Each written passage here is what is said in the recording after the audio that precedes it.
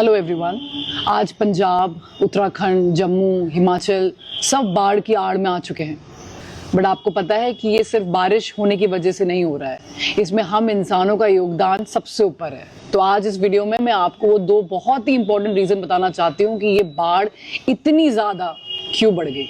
सबसे बड़ा रीजन है पेड़ों की कटाई। जब पानी ऊपर से बरसता है तो ये पहले पत्तों में पड़ता है और छन के जमीन पे जाता है। ये पेड़ ना हो और डायरेक्टली जमीन पे आ जाइए, देखिए तो पानी सोखने का वक्त ही नहीं मिलता है उसको, जमीन सोख नहीं पाती और मिट्टी मलबे के साथ ये पानी नदियों में मिल जाता है। ये सारा मलबा नदियों में जाके मिल जाता है और नदियों की जो गहराई है उसको ये बहुत ज्यादा कम कर देता है।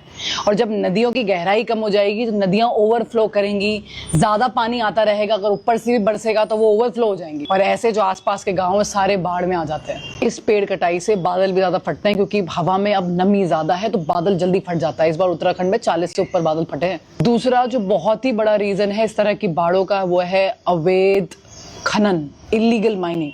ये मेरी रिवर है, हर नदी के नीचे नदी का तल होता है जिसको हम रिवर बेड बोलते हैं। ये नदी का जो तल है ये सेडिमेंट से बनता है। सेडिमेंट्स माने रेता, बजरी, पत्थर।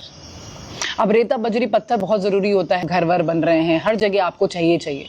बट मैं बात कर रही हूँ अवैध खनन की। जितना जरूरत नहीं है उससे ज्यादा बिना सोचे समझे निकाला जाता है। तो सेडिमेंट्स होते हैं ये नेचुरल बैलेंसिंग करते हैं एक नदी की। ये तय करते हैं कि एक तो नदी का रास्ता क्या होगा और दूसरा नदी का नियंत्रण प्रभाव, जिस तरह वो चल रही है उसको बहुत कंट्रोल करके लेके चलते हैं। तो उन्हीं रेता बजरी को एक्सेसिव फॉर्म में बाहर निकालोगे तो पूरा जो इनका बेड होता है, अभी तो ये इवन है बट जैसे निकालोगे कहीं गहरा हो जाएगा, कहीं ऊंचा हो जाएगा, तो ऐसे ऐसे होता रहेगा। टर्बुलेंस स्टार्ट होती है पानी में, टर्बुलेंस, झटके आते हैं तो तेजी से पानी बहता है।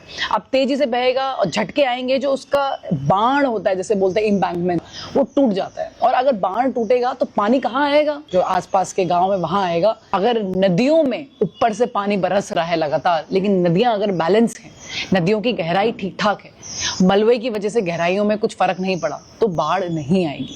जब जमीन में पेड़ों की जड़ें जाती हैं तो जमीन छन्नी की माफिक हो जाती है, मतलब पानी जैसे गिरेगा वो अंदर सोख लेगी।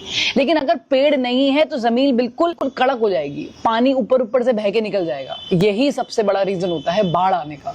इंसान कुदरत को छेड़ते जा रहा है, लेकिन जब कुदरत इंसान को छेड़ेगी तो हम उस चीज को बर्दाश्त नहीं कर पाएंगे, हम संभाल नहीं सकते हैं। जंगल बचाओ और जीवन को मंगल करो।